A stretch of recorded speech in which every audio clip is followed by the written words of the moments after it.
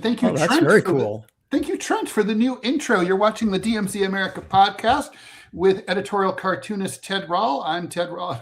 I'm coming from the left, and coming from the right is... Well, I don't know if I could do that any more awkwardly. I'm Scott Stantis, right coming, you cartoon man. I hate you. Okay. Thanks. So, joining us for the hour is John Kiriakou, my co-host on Deprogram with Ted Rall and John Kiriakou. This is your first visit over to the DMZ world. It is. Thank you so much for joining us. Thanks for having me. John Kiriakou is, of course, the noted CIA whistleblower. I can't imagine there's a lot of people here on DMZ who don't know who you are. So I don't think we need to go that much more into that. And not to mention, John, you're like TikTok famous. You have like over 1 billion views. And it's kind of like if you don't know who John Kiriakou is, climb out from your rock and, Yeah, like crazy. turn on the internet. It's crazy. So Scott, just the other day, like last week, you and I were talking about something and you were like, oh, can you ask John? And I thought, you know what? We could just ask. I don't need to be the in-between person here. We can have you guys have John come on and we can talk about it. So thanks, John, for joining us. And Scott, you have questions. John has. Yeah, I have. I was thinking about this episode where I was trying to think, do I start with the little stuff and climb up, or do I hit the big question first and dig down? So I'm going to start with the big question and dig down, okay. John. And again, thank you so much for joining us. I really appreciate it. It's a pleasure. I'm very happy to meet you. I've read, oh my God, I've got Ted-itis all of a sudden. I've been watching a lot of your videos over the last week. Fascinating stuff. And it kind of harkens back for me. You may be a little younger than me, but do you remember the Frank Church hearings from the 70s, looking into the CIA activities and the shenanigans, as shall we say? And watching and listening to what you were talking about and all the cases you described, everything from the kill lists to the different, and I guess the question is, and it's really simple, but it's very big. Is it worth it? Should we have this big of an intelligence operation going? I mean, here's an example, if I could, and there will be a point, I swear. I was on a podcast in Chicago, and at the end of the podcast, there's 5 of us and media types. And at the end of the podcast, we were asked for your recommendation of the week. And, I'd say 9 times out of 10, all of us absolutely forgot we were doing that segment. And then you're scrambling like hell in your head, trying to think what. And does that kind of thing happen like with the kill list? I have to believe it's every Tuesday, right? There's some meeting and they put together this list. And do a lot of those people show up at the meeting and just go, God, oh, shoot, I didn't do the work. There's a Botswanan rapper I don't like. Yeah, name him. Put him on the list. Not necessarily among those choosing the targets, but among the army of lawyers that comes to these or came to these meetings, I would say, yeah, I think that's exactly what happens. So you've got this staff in the CIA's Counterterrorism Center, mostly young analysts, and their job is to come up with a list of the most dangerous people in the world that week, right? Who presents, and this is one of the legal qualifications, a clear and present danger to the United States, to American citizens, or American installations. And you come up with the list. These are the clear and present danger people. And then you turn it over to the lawyers. So you've got lawyers from the CIA's General Counsel's Office, the lawyer from the CIA's Counterterrorism Center, the lawyer from the Office of Legal Counsel at the Justice Department, the lawyer from the White House Counsel's Office. In the case of John Brennan during the Obama presidency, it was the White House counsel, Catherine Remler, whom we now know because she is so prominent in the Epstein files, her dear and abiding friend, Jeffrey Epstein. And then the lawyers from the National Security Council. So the lawyers grossly outweigh the operators, and the operators just got the list from the analysts who say, oh, I follow this thing, and this guy, Ahmed Shmahmed, is very, very, very dangerous. We should kill him. And then that's what they do. God, that's amazing. But I guess, and the bigger question, I'll come back to it, is so many operations. I mean, what was it, Ted? About 2 years ago, American soldier killed in Niger. And you're going, what? It's sort of like saying, there's an Eskimo in Mogadishu. It's like, it didn't compute. Why were we in Niger? And why was an American soldier there? The intelligence apparatus is so vast now, and from your description particularly, and so overarching. And I keep coming back to, why do we need something that big, John? No, absolutely not. And if anything, it's counterproductive. It gets us into more and more trouble all the time. For example, you mentioned Niger and the Sahel. It's one of the most dangerous places on earth now, but in great part because of us, because we decided, well, the French have just up and moved out, and they've just walked away from these countries. That means that we have to go in and fill the vacuum, because what could go wrong? Yeah, right. What could possibly go wrong, right? There's this nascent Al-Qaeda movement, and they're allied with Boko Haram, and then there are elements of ISIS. So we're going to go in and we're going to make things right. And instead we go in knowing nothing about the region, knowing nothing about the culture, without the relationships necessary to allow these operations to succeed in the first place. And we get our asses kicked. And then we see these little blurbs in the Washington Post that a soldier was killed during a training accident in Africa. What's that code for? Yeah, exactly. It's code for somebody launched an operation against us and killed a bunch of special forces guys. And then whenever they say civilian employee of the Pentagon, that's code for a CIA officer. Well, let's assume for a moment you're appointed head of the CIA, or even, is there is there a larger umbrella that controls all intelligence? DNI. Okay, so you're DNI director. What do you do? What are your first moves? DNI director is actually less powerful than the CIA director. Well, let's make you CIA director. Okay. I'm a little bit biased because I've had something of a bad experience with the CIA over the last. I heard something about that. So grouchy, John. Yeah, gosh. God, a few years in jail. Let it go, man. I used to work for a guy named Jim Pavitt. Jim was the deputy director for operations. And Jim had this mantra. He would just repeat it like almost every day in our morning meeting. The job of the CIA is to recruit spies, to steal secrets, and to analyze those secrets so that the president can make the best informed policy. He would say it every day. It's not to be in charge of these multi-billion-dollar satellites that can do something that's slightly better than what it could do 5 years ago. It wasn't to negotiate with Eric Prince to get some mercenary army into some godforsaken place. It was to recruit spies, to steal secrets. And if there is going to be a CIA, I'm not convinced that we need one anymore, or even that we ever did. In fact, Harry Truman once said that he was a damn fool for creating the CIA in the first place. Yeah. Why did he say that? Because he believed that the CIA had killed John Kennedy. Yeah. He wrote an op-ed in the Washington Post a few days after Kennedy was assassinated, in which he sort of cast shadow on the CIA, and the Post ran the article in its morning edition and then pulled it in the afternoon edition.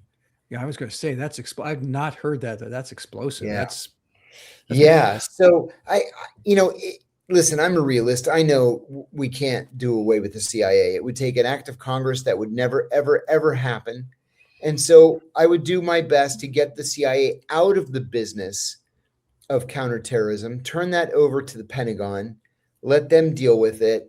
And at the CIA, I would bring it back to the basics of recruiting spies to steal secrets. A bit of a sea change here, but I know I'm asking this for Ted, myself, and the entire dying profession. What is the worldview of cartoonists and editorial cartooning? It seems to have had some power, but I mean, that's very been dangerous. These cartoonists, they want us to take them lightly. They're very dangerous, these guys. In all seriousness, the power of political cartooning is not lost on the world's leaders. They worry about political cartoonists. Which is stunning to me, why the United States and why we've gone over this topic a million times on this podcast, but it's still infuriating that editors in the United States have always hated us. Always. I mean, I've been a staff cartoonist for 45 years and, go do your little cartoons. And can I share a quick story with you? You're going to love this. This is inside information. I can talk about it because I don't work for them anymore. I was working at the Birmingham News here in Birmingham, Alabama. And they decided to do an actual scientific study. They had focus groups as part of this program. And one morning was focused on editorial pages. And so they had sat down the 10, 15 people, how many it was. They said, do you read the editorial page? How many of you read the editorial page every day? All the hands go up. How many of you read the cartoon? All the hands go up. How many of you read the editorials? 2 hands go up. How many of you read the columns? Like 3 hands go up. How many of you read the letters? 3 or 4 hands go up. And they said, and then they started the question. You can see where this is going. They started asking questions of this focus group. What do you read? I said, what do you like about the editorials? He says, well, we don't. We like the cartoon. Well, what do you like about the columns? Well, we don't. We like the cartoons. John, I'm not making this up. The next group that came in, they had blacked out my cartoons. So they had to focus on the wretched editorials and and then on the other hand, time will tell. I think it's because you guys can say something that's so powerful, it actually becomes more powerful than anything that a written journalist could say and get away with it. For example, a couple things that come to mind. I remember Gary Trudeau doing whatever it was, 4 panels, 3 panels, whatever it was. 4. Yeah. 4. And it was Frank Sinatra singing My Way, right? So here's Sinatra on stage holding the mic and he's singing the words to My Way. Same thing in the second panel, same thing in the third panel. And then the 4th panel was an actual photograph. And it says Frank Sinatra doing it his way with Joe Gaspipe Casso, Jimmy the Weasel, this guy, Frank the Killer, this guy, and it was all these like bosses and under bosses of the 5 families. It's not like a reporter said Frank Sinatra's in the mafia. You don't have to say Frank Sinatra's in the mafia. All you had to do was show that picture and then handwrite in Gary Trudeau's recognizable handwriting, handwrite the names of the people that Frank Sinatra is, yucking it up with. It's hard for journalists to be able, written journalists, to be able to do something like that. And I think that they just don't have the power that editorial cartoonists have. Well, the portrayal, Ted's a good example, a portrayal of President George W. Bush as just sort of a, runny-nosed moron. Right. Clearly he wasn't either of those, obviously, but the portrayal of that is incredible. I mean, I'm looking at Herblock having Nixon coming out of the sewer, hey, everyone, the vice president's here. Oliphant's portrayal of Jimmy Carter just becoming smaller and smaller and smaller, along with Jeff McNally, did the same thing. I mean, they defined those presidencies. And I'm just consistently shocked. And so when you hear about other cartoonists in other countries, they're the ones who are really getting, bombarded by oppressive regimes. And so they don't have to do that here. The newspaper business pretty much killed us. And I just obviously, okay. I touched my own nerve. That was hearing Ted's story from the LA Times. I mean, it gives you a knot in your stomach that something like that could happen in 21st century America, but it does. Yeah.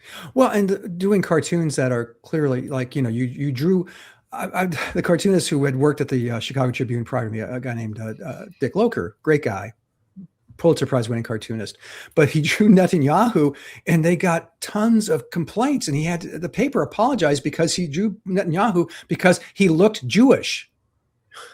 I'm going, folks, look at the flag.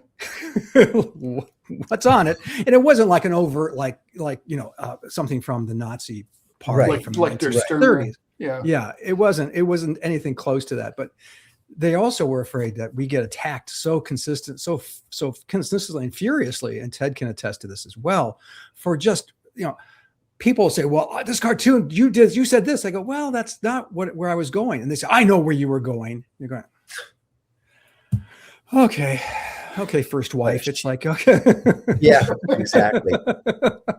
You know what I'm thinking. That's an amazing skill set you have. That's a remarkable. Yeah. I wish you knew what the stock market were thinking. That would be more useful.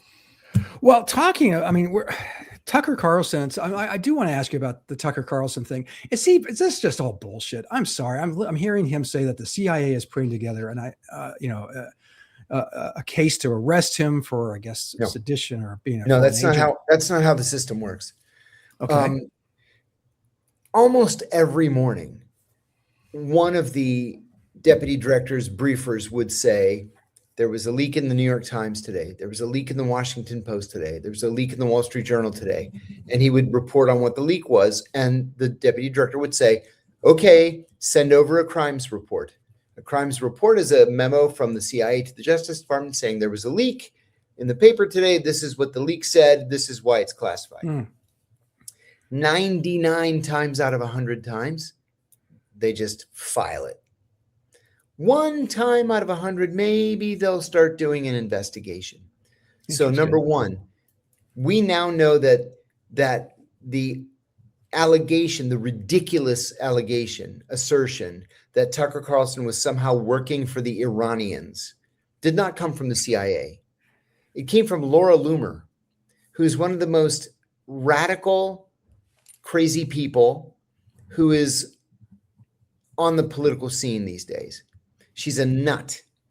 And I'm happy to say that publicly. This is a woman who's banned for life from Uber, Lyft, and Target because of her anti-Arab, anti-Muslim hate speech and insistence that people become violent against Muslims and Arabs.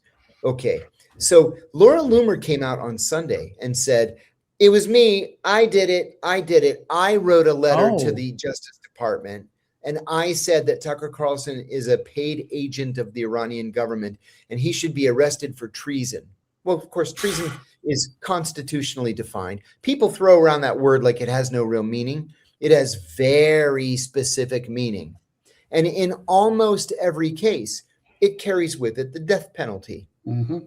So Laura Loomer said, without any evidence at all, just because she doesn't like what Tucker Carlson is saying, said that Tucker Carlson is a paid agent of the Iranian government.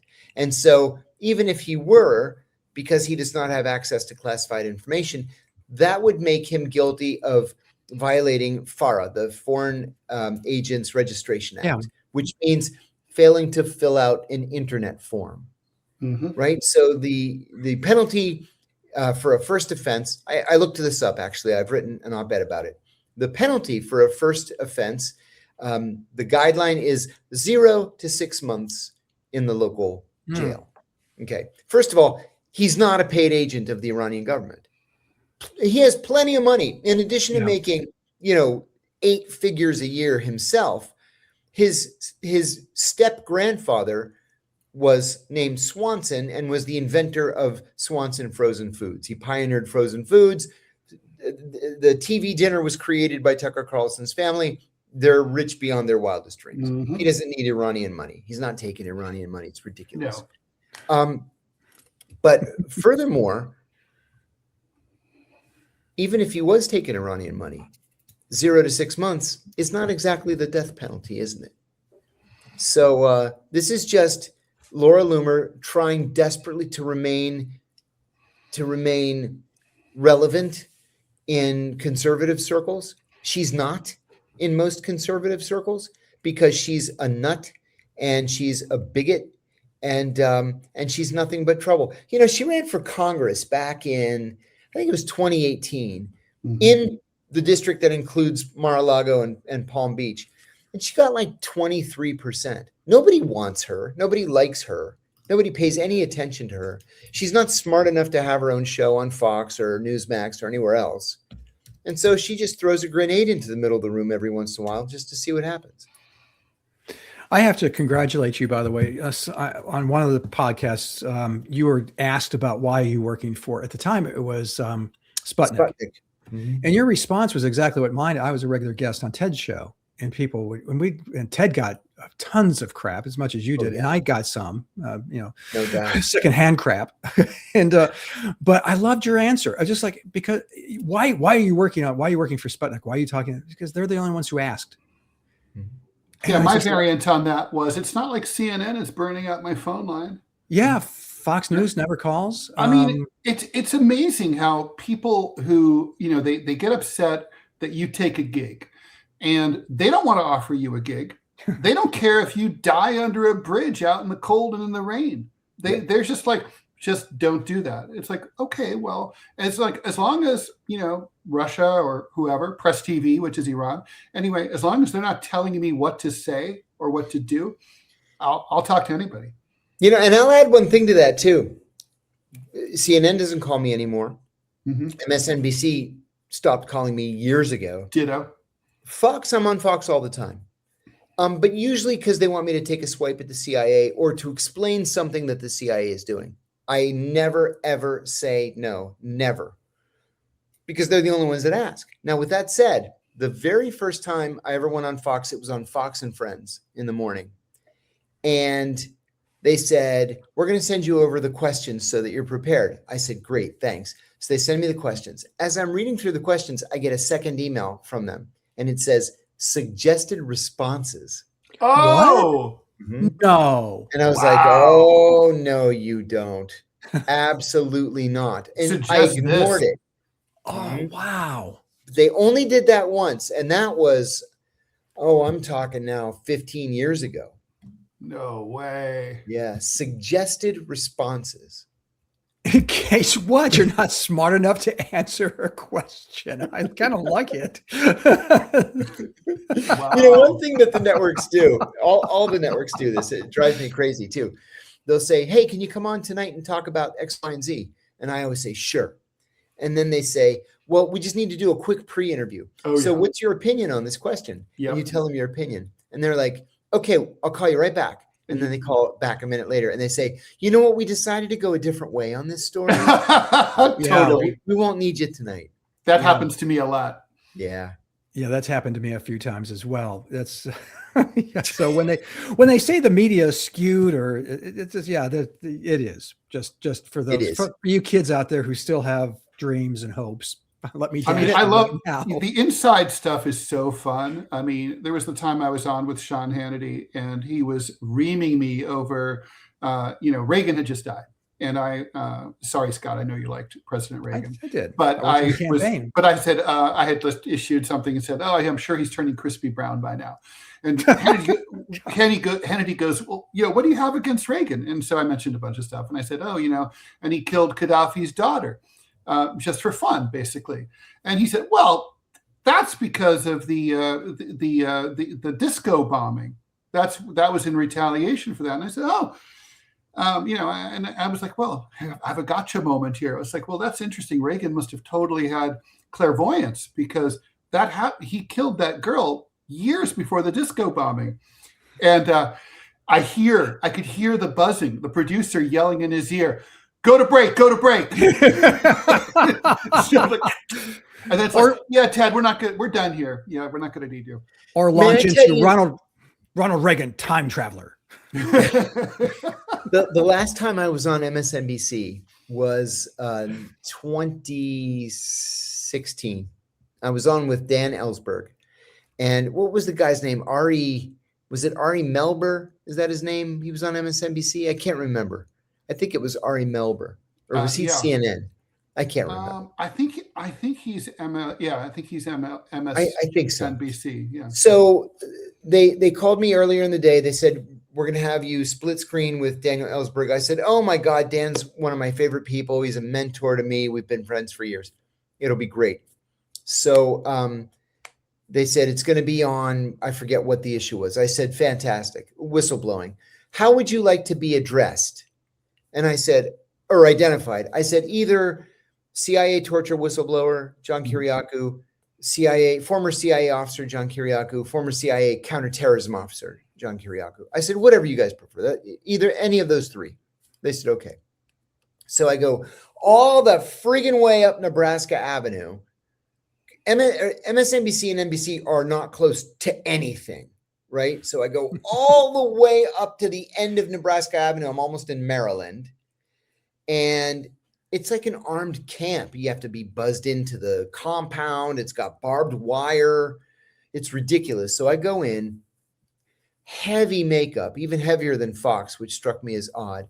And then I get wired up. So I'm sitting there, and they put Dan on the screen. I said, "Hi, Dan." He says, "Hi, John. How are you?" I say, "Hey, great to see you, Dan." And then Ari Melber comes on, and he's like, "Okay, so here's what we're going to do. I'm going to have the first question to Dan and the second question to John, and it's going to be about whistleblowing." I said, "Great." So he starts off, whistleblower Daniel Ellsberg told us about the Pentagon Papers, which concluded that the U.S. was losing the war in Vietnam. And Dan answers this question. And then he says, "And now we go to convicted felon John Kiriakou." And I go, "Motherfucker," I said, like that, loud. On air. "Motherfucker," I said, "we went over this with your fucking producers." And he's like, "So I'm sorry. I said, I'm done. I'm walking out." And I stood up. And I start taking this stuff off me, the microphones and stuff. He's like, please, I'm sorry. That was my fuck up. I'm so sorry. We'll start back at the beginning again. And I said, "Don't ever fucking set me up like that again." I told him, "Don't ever do that again." So I did the interview. They never called me again. Was it a taper or was it live? It was taped. It was like Okay. 4 hours before it was aired. Yeah. Yeah, I had, Hannity, so the producer calls you and usually tells you exactly what the subject is going to be. Gary Trudeau of Doonesbury had done a controversial cartoon. I was the president of the AAEC, which is the Editorial Cartoonists Association. And they said, "Oh, can you come in and share your expertise about political cartooning?" I said, and I knew Sean Hannity, and I was like, "All right, so this is not about my cartooning. This is only about Gary Trudeau and Doonesbury and about cartooning in general." "Correct." I'm like, "This is not going to involve any controversial cartoon of mine." "Right." So I go on, and of course, we never even talk about Trudeau. He immediately pops up like a 2-year-old controversial cartoon I'd done of mine. I wanted to throw a chair at him. I think I would have become a Geraldo-like hero to all liberals everywhere. But I was so furious. But we were live. And I was just like, I'm like, "Your producer lied to me." He goes, "Oh, like, we don't lie. We don't make deals." I'm like, "Yeah, you do." And so we got into a big shouting match, and I never went back. That happened to me on NPR. And it's the last time I was on NPR. As I was walking out, I said to the producer, "Don't ever call me again." Wow. And they haven't. But please come on Saturday morning. It's going to be great. We're going to talk about Gina Haspel. I just written this op-ed in the Washington Post about Gina Haspel being, the mother of the torture program. And so I go on, and it's this guy. Was it Steve Inskeep? He has spinal stenosis, so he can't sit. Steve Inskeep. So he's standing the whole time. And so I'm looking up at him, which was weird. I mean, nobody would know that because it's radio anyway, but it was weird. So as soon as we go on the air and it's live, he attacks. And wow. Yeah. He attacked my piece and said that ProPublica had written an article based on my piece. And then they retracted one of the sentences and like, "Don't you do any due diligence?" And I said, "I published in the Post what the CIA permitted me to publish in the Post. I'm not the fact checker for the Washington Post or for ProPublica." And he just kept coming in. So I went right back at him. "And where were you? Where were you when I was blowing the whistle on the torture program? Because I don't remember NPR saying anything about it. I don't remember NPR calling the CIA to task or the Bush administration to task." I said, "Where were you when I was arrested? What about the other 8 whistleblowers? arrested during the Obama administration. Where was NPR? Nowhere to be found. And then I got up. I walked out. It was supposed to be the whole half hour. I was in there 5 minutes. I got up. I said, don't ever call me again. And I walked out. You're right. Yeah. I embarrassed them. And then as soon as I walked out of the building, my phone just blew up. I didn't realize that like all of my friends and acquaintances listen to NPR on Saturday mornings. Of And course. they were like, oh my God, you gave it to him. It was incredible. Good for you. I said, I guarantee you I'll never be called by NPR ever again. And I haven't been. No, well, NPR is, NPR. Let me just add my story. This is how Ted and I actually became friends. I was president of the Association of American Editorial Cartoonists. And Ted, this will surprise you, John, did a controversial cartoon making fun of terror widows. Look it up. It's actually an excellent cartoon. In hindsight, he was actually right, but it seemed pretty raw at the time. So Alan Keyes, remember him, was Sure. that had to have been, was that Fox or God, I can't even remember if that was Fox or CNN. But they asked me to come on as the president of the Cartoonist Association. I tried to be nuanced, not the right Always a good idea. Because I started to say, while I don't agree with what Ted drew, he has, and Alan had Congressman King from Long Island. I can't remember. I remember him too. He was another troublemaker. What an asshole. What a dick. Because all they did was, I could not finish my highly nuanced explanation. I said, while I didn't agree with what Ted, and that's all I had to say. And they were just like, blah, blah, blah, blah. And if I went back and looked at the transcripts because they posted the transcripts on the show, and there are whole blocks that say indecipherable. All three of us were yelling at each other. It was the worst television you could possibly, it would have been worse radio, because they just started screaming at me and started telling that Ted should be arrested, should be thrown in jail. Alan Keyes said on that show and wrote very clearly, decipherably in a column that I should be shot. Yes. Executed. Well, he alluded to that as well. Well, that afternoon, I get a phone call from one Ted Rall, who I didn't know very well at the time. And you just gave me so much crap for doing such a shitty job. And I actually respond saying, yeah, you're absolutely right. I came in with my chin up and an apology, which was stupid. It should have just been, anyone who thinks that doesn't have a right to say this should leave the country, Yeah. You don't get into that whole, like, when you're there to defend, you're just there to defend free speech. Like, what I think is neither here nor there, right? Like, this is like, and you defend the cartoon and the cartoonist. You just say, yes, I did. And balls Ted, to the wall. Yeah. Ted, to his credit, forgave me. But also you apologized, and I melt when it comes to an apology. Like if that asshole Austin Butner ever picked up the phone and called me, the guy who fucked me at the LA Times, and said, I'm really fucking sorry, let's sit down and talk about it, I would melt. I would. I mean, because nobody ever does that.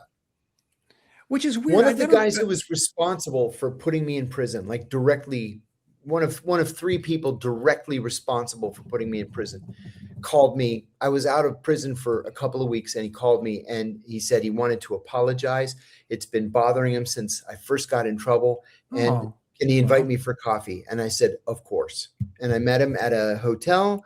He apologized profusely. We had coffee, and I never saw him again, which is perfectly fine. I accepted his apology. That's all I wanted. We don't have to be pals or anything. Right. We don't have to go out together and hang out.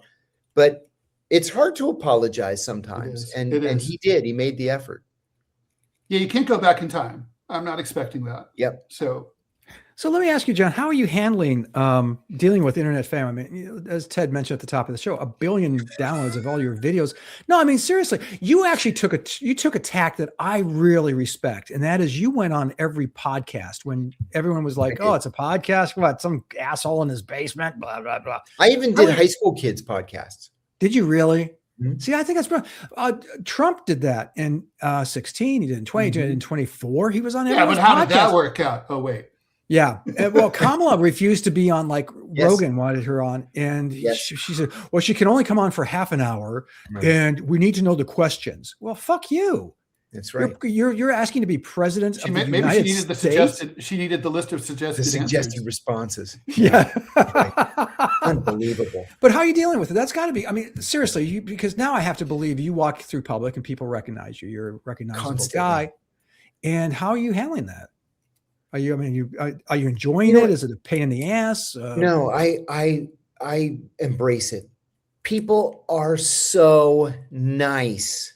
It's incredible. They relate to me, but there's one like theme that runs through this. Like they like the stories. They like the way this Gen Z kid like made lasers shoot out of my eyes and give me the Alvin and the Chipmunks voice. That's all fun and games, but there's this theme that runs through it, and that is that they respect me for telling the truth. Mm-hmm. And so that's what I've clung to.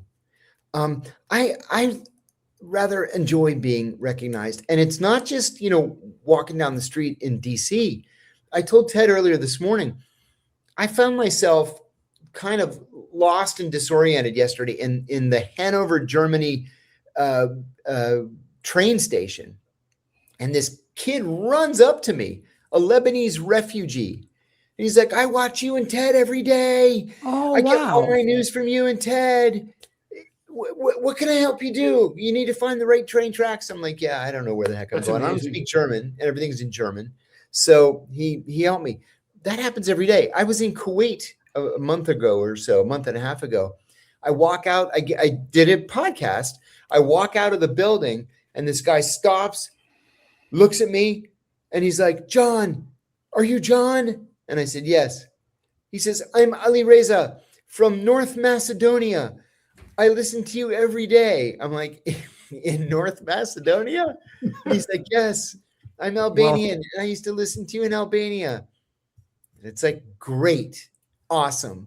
So I feel like I'm having an impact, but it's only since things went viral about 3 weeks ago that I realized how much of an impact and how it's global, really. I've even been hired by members of 2 different royal families to consult for them because of what I did, Oh, wow. ethics in their own intelligence operations. So things have really seriously turned around. And we talked about apologies a moment ago. I got an email through eBay, right? You know how if you're a seller on eBay or a buyer, you have an account and people can message you through eBay. So I get a message through eBay. Is this John Kiriakou, the whistleblower? Wow. And I said, yes, it is. And he says, long email from this guy. He's like, I'm one of the FBI agents who arrested you. And I've had trouble sleeping ever since we did it. He said, I want you to know how ashamed I am for what I did. We were ordered by people at the very top of the food chain to do this to you. On and on and on about how sorry he is. He's no longer at the FBI. He's the 3rd FBI agent to apologize to And me. that is how it worked. That's totally how it worked. It Oh, was yeah. not their idea. They were. And I told ordered him to that. do I it. said, I don't blame you guys. I know exactly how this happened. I know John Brennan did this to me and Eric Holder. They were the ones that did this to me. I don't blame you guys. But it sucks. Now that I'm sort of recognized as this truth teller, I feel like I've come full circle. And then people are looking back on 2012 thinking, oh, that stuff should never have happened to him. Oh, well, there's no question. I mean, any rational person. Thank you. That's becoming fewer and fewer of us, but no, that should never have happened, for crying out loud. What happens next? I know you have a weekend show on RT. Is that correct? Yeah, I have a weekend show on RT. They just changed the name to Deep State, The Deep State, or I think it's just Deep State. You're all into alliteration with D's, right? Yeah, Deprogram, Deep Focus, not working Deep out. State. Yeah, just don't be Deep Six. Disco hour. God forbid. But because of it started with Rogan and then ending with the virality of these clips. I was signed by the Creative Artists Agency, CAA, and they're going to represent me now in everything. Great. Congratulations. Speeches and books and Hollywood and consulting and licensing. I'm getting a lot of advertising pitches now. Really? May I ask what? Because I'll just be curious what. Today I got like 6. 3 of them were for different pharmaceuticals of all things. One was for a vineyard. One was for men's clothing line, and one was Warby Parker. That's your second glasses one. My second glasses one, because I wear Tom Ford frames. I just happened to like choose the Tom Ford frames, and somebody from Tom Ford recognized them as Tom Ford frames. So do I want to do a print layout for Tom Ford? I said, absolutely, yes. That's awesome. That is so fun. How does that work? Do you have to, if you do Tom Ford, can you not do Warby Parker or vice versa? Correct. Yeah. Okay. Yeah, I would imagine there's this exclusivity. The other thing though is I'm just trying to think of the ad campaign. It's like, what's my secret? Well, I'll tell you what, I started doing cameos a couple of weeks ago. Ted told me. And they're going just gangbusters. Like I've actually set a record for the number of cameos that any one person has done. I've defeated George Santos. I'm now the cameo king. John, you're making me feel so inferior. John referred me to Cameo. I have 0 requests. That's zero. Okay. It's coming. 0. It's coming. So John has to get up early in the morning to do them. I do. I actually set my alarm at 5 o'clock in the morning to get up and try to catch up on the cameos. Like right now, I have 88 in queue. Yeah. Whoa. That I've got to get done. So it's thank you for taking the time for us. The CEO of Cameo is flying to DC to have lunch with me next week. Wow. It's the craziest thing. Are you the number one biggest person on Cameo of all time? I'm going to be the number one of all time soon. Another week or two of this. Yeah. I'm the only person who's made there's a certain threshold of money every day for 5 consecutive days. Nobody else has done it in the history of Cameo. The people who ask you to do the cameo, do they write the copy for you, or sometimes? Is there any copy you won't do? Yeah, there are a couple things that I've said no to. Like one guy wanted me to endorse his meme coin, and I'm like, absolutely not. I have enough trouble in my life. I don't need the SEC on my back on top of it. So no, I'm not doing that. And then a couple people. Like some of them are really cute. Like this 11th grader asked me if I would endorse him for junior class president at Granada Hills High School in California. I said, absolutely. So most of the time, what if he's a little shitty kid and you endorse the wrong kid for that important race? Hey man, his $198 did the talking. I mean, you touched on the legal troubles. Are your legal troubles over now? Or are you still wrestling with some residual bullshit? Knock on wood, Scott. I was wrestling with residual bullshit until a week ago. Wow. A week ago. And I was able to finally get it all behind me after all these years. It's been 14 years plus 14 years and 2 months. Finally got it behind me. Ugh. Yeah. Ugh, I'm so sorry. Thank you. But you know what though? I can't help but to think that this was just, if you believe in God, this was the plan, the test. If you believe in fate, this was what I was fated to do. This is just the way it is. And so I have to embrace it. There was a person with whom I was once very close and with whom I share 3 children, who I'm forbidden from mentioning by court order, who once gave me really, really wonderful advice. She said, this is right after my arrest.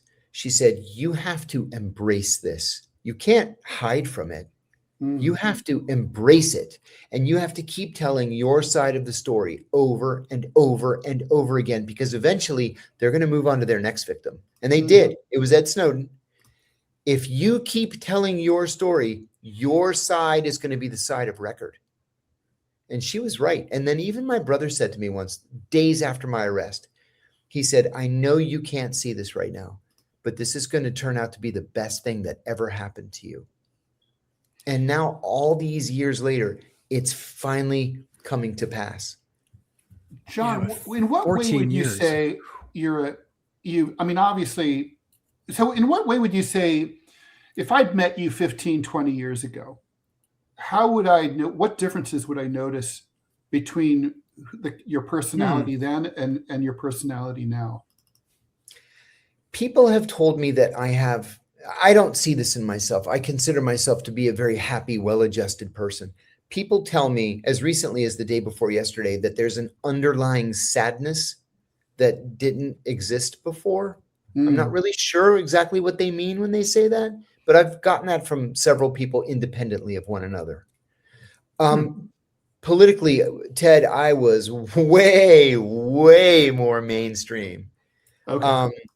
You know, would you like a Democrat, or what would you say? I was a Democrat, and a pretty sort of, down the line. Well, this isn't my guy, but I'm a Democrat, so I'm going to fall in line. Sure. Fuck that. Those days are gone. Gone. I'll never, ever do that again. I told the story in my first book that my grandfather, until the day he died, had a framed picture of Franklin Roosevelt on the top of the TV. When I was a little kid, I thought that was a relative of ours. I still have that picture. Oh, that's adorable. My grandfather had one in his garage over his workbench. See, I still have it. I'm going to put it in my office when I finally get an office. But where Joe Biden certainly wasn't mine. I mean, I didn't vote for Joe Biden anyway, but I would have fallen into line 15 years ago. And that just is never, ever going to happen again. No. Not unless, the McGovern people take over the party again. Yeah, then that's not going to have that conversation. They're being fought tooth and tongue, the far left. It'll never, ever happen, Scott. The Democrats came up with the most anti-democratic system that's ever existed in American politics, and that's the superdelegate. Disgusting. And so they don't give a shit who Democratic voters vote for. The superdelegates are going to make the choice. And when that happened was McGovern in 72. It was because of McGovern. Well, no, it was actually because of Humphrey in 68. Because McCarthy had won many of the primaries. He actually had booted LBJ out of the race. Out. Yeah. And then they come to the convention and they say, well, Gene, thanks for everything, man. We're giving it to Hubert. Yeah, you've done your part. Well, there's so much uproar in the DNC that they decided that they're going to open the system up. Just, really just let it run the way, democracy should be run, which is, and so McGovern, people forget in 72, while the race was between, this is great history, was between McGovern and George Wallace. Yep. Wallace had just won the Florida primary, which was huge, and was campaigning in Maryland when he was shot. That's right. Had that continued, could you imagine what that convention would have been like? That would have split the party into two. Yeah, well, it kind of did. That. Yeah, and McGovern gets the nomination because he won the most votes. Yeah. And the Democratic Party, the powers that be, went back and said, "Holy fuck, we can't let that happen twice." And that's how we got Jimmy Carter. Mo Udall was in 76 was one of the. That's right. Mo Udall was actually a terrific candidate. I mean, terrific. I got to meet him in 1983 or 4. I was the president of the George Washington University College Democrats, and we invited Mo Udall to come and speak. And he said, "Do you mind if I prepare a formal speech?" We knew what he was talking about. He was thinking of running for president again in 84. I want to do a formal speech just to get reactions. And we were like, oh my God, he's going to announce his candidacy. Wow. So he came and gave the speech minus that last line. Yes, I'm running. No, I'm not running. But the context was clear that he was not running for president. And it was just after that he announced that he had Parkinson's disease. But he came with Cliff Robertson, the Academy Award-winning actor. Yeah, sure. And his wife, Dina Merrill, the Academy Award-winning actress. And they just arrived in a taxi and, came into the little theater that held 250 people. And we did the speech. And then we all went out to, you remember Hamburger Hamlet in Georgetown? We all went to Hamburger Hamlet together and had cheeseburgers. Oh, Yeah, no, he was a great guy. I mean, people in Tucson still talk about how really terrific. a very decent human being. My father was a general manager of a TV station in Madison, Wisconsin, when the Wisconsin primary in '76 was the battleground. That was when it was good. That was a big Jimmy one. Carter. It was actually bigger in '80 between Carter and Kennedy. That's when Carter had to win Wisconsin, so he leaked that we were developing a stealth bomber, and just barely beat Kennedy. That was the B-2B, or no? That was yeah. Oh my God. He was long rumored, but he came out and said, "Yeah, we need this to fight the Soviets." And then Kennedy lost the Wisconsin primary. More DNC skullduggery too. Yeah, they changed the rules so that the delegates were no longer. They were originally going to be unbound, and so that, like, if something happened, in, like, say a hostage crisis, let's say, or high inflation, let's say, that would cause a change of circumstances between the primaries and the general or a convention, that they had the flexibility to choose someone who was a little more palatable. But the party's like, yeah, we're not going to let Ted Kennedy be the nominee. Yeah, Ted was a Kennedy delegate, by the way. Well, my father, just to finish the story, was a general manager of a TV station in Madison, so all the candidates trundled through and would give my dad a few minutes in his office to chat. He talked about George Wallace, just hated George Wallace. He said he just exudes ugly anger. Jimmy Carter, he said he wasn't really there. He just was he was just sort of back, just not there. Mo Udall, my dad, a lifelong Republican, really thought the world of Mo Udall, and actually said, you know who he reminds me of? He reminds me of Abraham Lincoln. Wow. And I forget who else. Frank Church was running. I'm trying to think. This is before Jerry Brown jumped in. Yeah. Birch Bayh from Indiana, Frank Church. Yeah. Right. Jimmy Carter. God, everybody was running in '76. Well, do you remember? Mills ran for a minute. Who did? Wilbur Mills. Oh, did he? Oh, yeah. I have the button. I had totally forgotten. Oh my God, he didn't. They had to fish him out of the reflecting pool at the Tidal Basin bombshell. Yeah, the Tidal Basin bombshell. We are the only three people on the planet, I pretty much remember know what the hell we're talking about. Yeah, she was. Wilbur Mills was head. Just real quick for our listeners, Wilbur Mills was the chairman of the Ways and Means Committee in the House, and he was caught having an affair with a stripper whose title was the Tidal Basin bombshell. Yeah, I know. They later called her the Washington Fringe Benefit. He hired her. Despite the fact that he hired her as a secretary, despite the fact that she couldn't type, and she later testified that she barely knew how to answer the phone. Well, is there anything really wrong with that? This has been great. Thank you, by the way. Real quick, we need to touch on Cuba, because that was your friends. I listen to NPR because we don't have a 24-hour news station here. It's all talk, and the last thing I want to hear when I wake up is like, well, because liberals want to eat your dogs. So I suck it up. Yeah, exactly. I suck it up, listen to NPR in the morning. And Cuba seems to be in the crosshairs now, apparently, before we finish with Iraq. Thoughts? Just are there too many to mention? Or Ted and I were talking about this a couple of days ago. I went to Cuba 3 years ago. I had always wanted to go. I always wanted to see it with my own eyes. And then I ended up getting invited to Cuba to participate in the International Book Fair, because my first two books were translated into Spanish and then included in the Cuban National Library. So I went. It was kind of a big deal. We got to meet the president of Cuba and a bunch of different people. There were several things that struck me. One was, I mentioned to Ted the other day, I'm not a big fan of squash. I'll eat it if I have to, right? But it's squash, 3 meals a day, every single day, squash. Mm-hmm. And finally, I'm like, what's up with squash, guys? How much squash can one person eat? And the waiter said to me, the American embargo includes food. Mm-hmm. So we can only eat what we can grow. And it's squash season, buddy. Wow. Yeah, the American people don't know that. I don't know that they would like riot in the streets if they did. Yeah, I know they wouldn't. No, but they would be a little bothered, I think, if they knew that these sanctions mean no food, no medical equipment, medical stuff. Yeah. Yeah. Another thing that struck me was the overt friendliness of everybody, just random Really? people in the marketplace or on the street or wherever. Literally everybody in Cuba has a relative in Florida. They love the United States. They hate our government, but they love the United States. They'd love to come here. They would love it if we were friends and we could trade and everybody would be happy. They just don't understand this blockade after all these years, more than 65 years of total blockade. Absurd. They don't get it. We're It's pacing absurd. ourselves.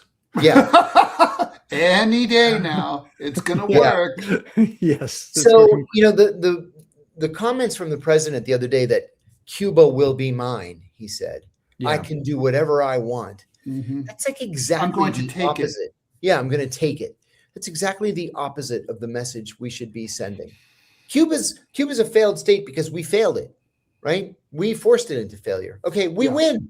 Let's declare victory. We won. By the way, I love that. I love that whole thing. Like, I heard Marco Rubio the other day saying, their economy sucks. Communism just doesn't work. Yeah. I'm like, he well, did we don't say really that. know if communism would work, do we? Right? I mean, you've Right. imposed those sanctions for 60 years. Exactly. Maybe if you stay out of the way, then we'd know if communism could work. Yeah. So what do you suspect? What hijinks do you suspect the Trump administration to be launching against Cuba if they can get their think asses this- out of Iran, which I'm not sure that's a possibility. No, yeah, I agree with you. I think we're stuck there. I think that this embargo on fuel is going to be what does them in, because they were getting their gas or their oil from Venezuela. Before that, they were getting it from the Russians. And then with the sanctions on the Russian oil and gas industry, they started getting it from Venezuela. Then we overthrow the Venezuelan government and grab Maduro. Now, I mean, I'm sure you've seen the footage. There are literally no cars on the road. Everybody's either walking or bicycling. That's it. So if anything is going to push them over the edge, I think it's going to be that, which is funny to me because at the CIA, we used to say all the time that the policy was just wrong. The embargo is wrong. Yeah. You want to overthrow the Cuban government? Open a McDonald's. When the first McDonald's opens, that whole government falls apart. I always used to say just encourage tons of tourism. Yeah. Have lots of Americans just come there and hang out and talk to people. That's and right. they'll be like, oh, what's it like in, back in Miami? What's it like in New York? Yeah. And they all know because they all have relatives in New York. Yeah. Miami. We've had a guest on the show who's worked in, liberating Cuba politics for years, Ricardo Aparicio, an attorney formerly with GE. And he still has friends and family down there. And the story he's telling in the last few weeks, it's horrific. It's absolutely horrific. And they lost power, I think, yesterday? The whole country. And that literally kills people. Yeah. Well, people can't get to hospitals. They can't, doctors can't breathing operate. machines stop working. Mm-hmm. Yeah. Incubators stop working. Yeah. People get stuck in elevators, have heart attacks, whatever. Before you mentioned your kids, and I just I want to come back to the internet fame stuff. How old are your kids? And I'm not asking other than. Oh, let's see. They are 33, 30, 21, 19, and 14. How are they handling? Because it's not. You have an unusual name. It's Greek. Yeah. And so everyone thinks my name is Greek. It's not. It's Lithuanian, actually. I thought it was with the IS. Yeah, every name is so funny to talk to Lithuanians because everyone has that damn IS at the end of their name. But how are your kids handling the fame? I mean, are they getting any residual kickback? Or do they think it's hilarious that their friends are fascinated by it? Fascinated. I bet. My kids never cared that I was a cartoonist. Their friends thought it was awesome. I mean, they were just like trip over themselves, cartoons, that's so cool. And my kids are looking at me going, that asshole, really? Because you haven't seen him walk through the house scratching his ass. Morning. Like three weeks ago, my niece called like 7 a.m. and she said, Uncle John, you're blowing up on TikTok. I said, why? And she goes, I don't know. And then it just went crazy from there. So do they care at all, or do they just pretty much like, nah? Not really. They're amused by it, a little bit perplexed. Yeah. Yeah. No, they are. Just to tell you the truth, Scott, I've been telling these same stories for the last, 17 years. Well, that's the part when I was talking to Manila about this yesterday, and I was like, 19 years. I'm like, the guy got out of prison 11 years ago, languishing in obscurity, can't make ends meet. And no one cares about the story, right? No one cares about the torture program. No one cares about, no one's ever been held to account. Nothing matters. And then suddenly TikTok puts you on the map. It is idiocracy. It is. It's crazy. But you know what? These things end as quickly as they begin. So I'm embracing it. It's going to be a load of fun. Yeah. And then when it goes away, we'll move on to more serious things. Enjoy the ride for sure. This is awesome. I mean, we talked about Psy from Gangnam Style. He's still Psy. Right. He'll always be Psy. Exactly. He'll always be Psy. There's a Wikipedia page. You can look back on it from years from now and say that guy was somebody. Yeah. No, for sure. Who wrote your Wikipedia page? Because someone wrote mine and they got some things wrong and I tried to edit it. Yeah. And it says, and then, at the end of it, it says, what authority do you have or what's your area of expertise? I go, because it's, me. And they said, no, you can't. No. I don't know who in the world wrote my Wikipedia page, but there's Is it right? one. No, it's not. And there's one egregious error that friends of mine have reached out and said, hey, this Wikipedia thing, it says you were convicted of espionage. I'm like, what? I was never convicted of espionage. John, you're famous enough now that you could probably call Jimmy Wales and have it fixed. Yeah, that's what I'll do. I have two friends who are like registered Wikipedia editors, so I'm gonna talk to them and have them. There you go. Yeah, I mean, people can keep fucking around with it. Yeah, there's a major mistake in mine too. John, thank you so much. I don't want to keep you any longer than we asked. Much you have 88 cameos to get to. That's right. It's true. 90, 92 now. Holy shit. 4 just in the last half hour. Wow. John, thank you so much. That's John Kiriakou, CIA whistleblower, and my co-host on Deprogram with Ted Rall and John Kiriakou, which airs Monday through Friday, 9 a.m. Eastern time on YouTube and Rumble Live. And you'll also see, so we'll be back tomorrow. John and I will be back tomorrow morning. And you can, of course, stream it anytime.